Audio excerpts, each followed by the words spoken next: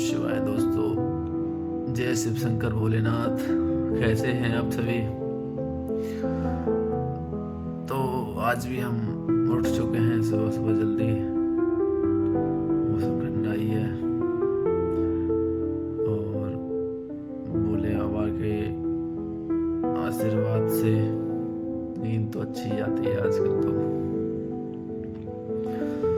तो बस चलते हैं और फिर आज आपको सुनाएंगे फिर से आज कुछ नई अच्छी बातें। चलते हैं, पहले फ्रेश अप होते हैं, नहाते धोते हैं, फिर आपको सुनाते हैं कुछ अच्छी सी बातें।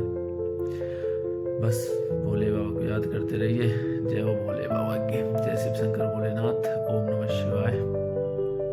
आइए मेरे साथ। हेलो दोस्तों, ओम नमः शिवाय। शिव शंकर भोलेनाथ। जय भोले बाबा की। तो दोस्तों, हम तो हो गए हैं नहा धो के रेडी। तो आइए अब आज आपको कुछ बहुत अच्छी एक कहानी सुनाते हैं महाशिव पुराण की। शिव पुराण की एक कहानी हम आपको आज बताते हैं, बढ़िया। तो आइए मेरे साथ सुनते हैं। तो ये कहानी जो है ना, ये है समुद्र के पास ना, समुद्र के पास प्रदेश में एक गांव था, वाशकल नाम का। वाशकल, तो उसमें ब्राह्मण रहता था, बिंदुक नाम का। बिंदुक ब्राह्मण रहता था। वो बहुत ही दुराचारी था, मतलब बहुत पाप करता था।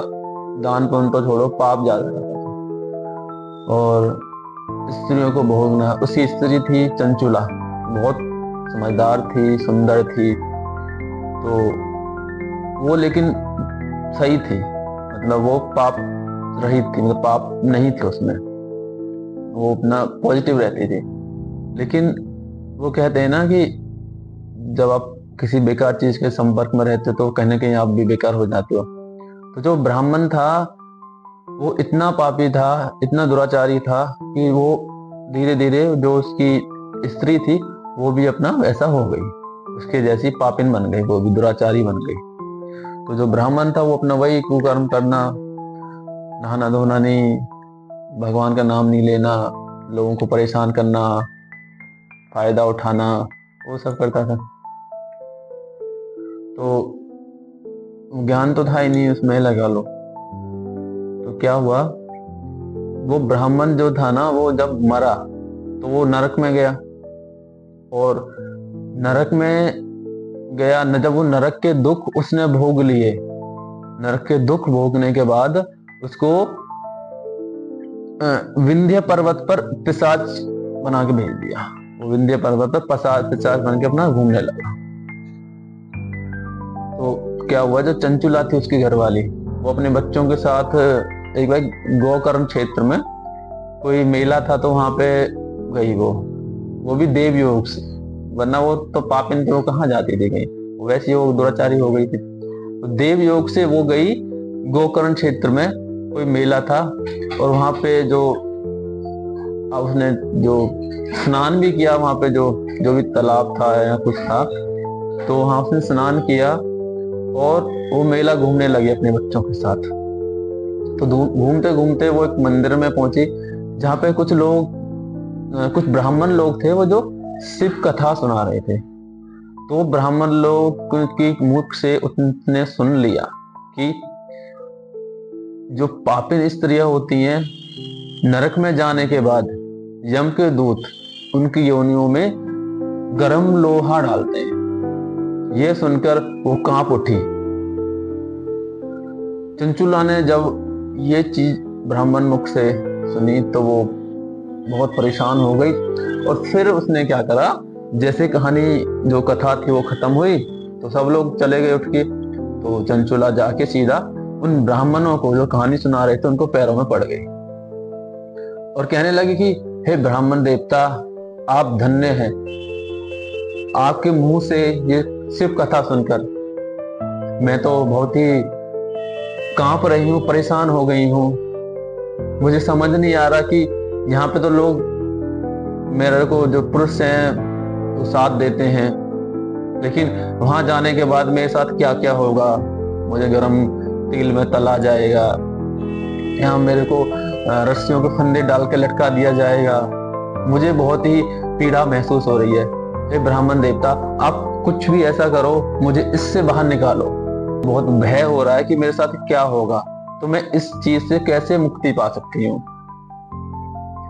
तो तब ब्राह्मण जो होते हैं तब उसको बताते हैं, उसे समझाते हैं कि जो लोग प्रायश्चित कर लेते हैं ना, प्रायश्चित मतलब जिनको समझ आ जाता है कि मुझसे गलतियां हुई है और मैं पश्चाताप करती हूँ उस चीज का, या पश्चाताप करता हूँ उस चीज का, तो भोले बाबा की कृपा से उसके जो पाप होते हैं ना वो वहीं नष्ट हो जाते हैं। भोले बाबा की कृपा से पाप नष्ट हो जाते हैं। तो अगर आप भी महेश्वर की कृपा का पात्र बनना चाहते हैं तो आप महादेव की शरण में आ जाइए, महादेव की कथा सुनिए, और जब महादेव की कृपा होगी तो आपके दोनों पुत्र ज्ञान और वैराग्य, यहाँ महादेव के पुत्र जो हैं वो ज्ञान और वैराग्य हैं, जो फिर वो आपको मिल जाएंगे। मतलब आपको ज्ञान हो जाएगा सही गलत का, फिर आप जो दुनिया की भोगों की वस्तुएं हैं उनसे आपको वैराग्य हो जाएगा। तो चंचला जो होती है वो कहती थी, ब्राह्मण देवता मैं कैसे कथा सुनूं या कैसे कथा पढ़ूं, इसके लिए मैं क्या करूं। तो ब्राह्मण देवता फिर उनको अपने पास बिठा लेते हैं और फिर जो है ना चंचुला वहीं रहने लग जाती है उनके पास ही। तो धीरे धीरे क्या होता है कि वो ब्राह्मण जो होते हैं उनको काफी टाइम बीत जाता है और फिर चंचुला का पूरा ध्यान सिर्फ भक्ति में लग जाता है और सिर्फ भक्ति में लीन हो जाती है, और इस प्रकार उसके सारे पाप नष्ट हो जाते हैं।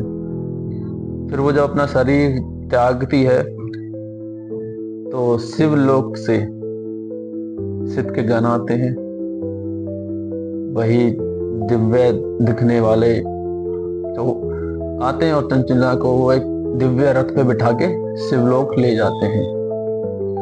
शिवलोक में जाने के बाद चंचुला को शिव के दर्शन हो जाते हैं, उसकी आंखों में आंसू होते हैं। वो अब भोले बाबा के दर्शन तो आपको पता ही है, जो उनका तेज है वो लगा लो करोड़ों सूर्यों से भी ज्यादा तेज उनका, उनकी भक्ति में उपस्थित वहां शिवगण, नंदीश्वर, गणेश जी, माता पार्वती सब उनके आसपास होते हैं। वो अलौकिक छवि देखकर चंचुला व्याकुल हो जाती है और आंसू उसकी आंखों में आंसू होते हैं। और फिर माता पार्वती भी चंचुला को अपनी सखी बोलती हैं, सखी कहकर बुलाती हैं,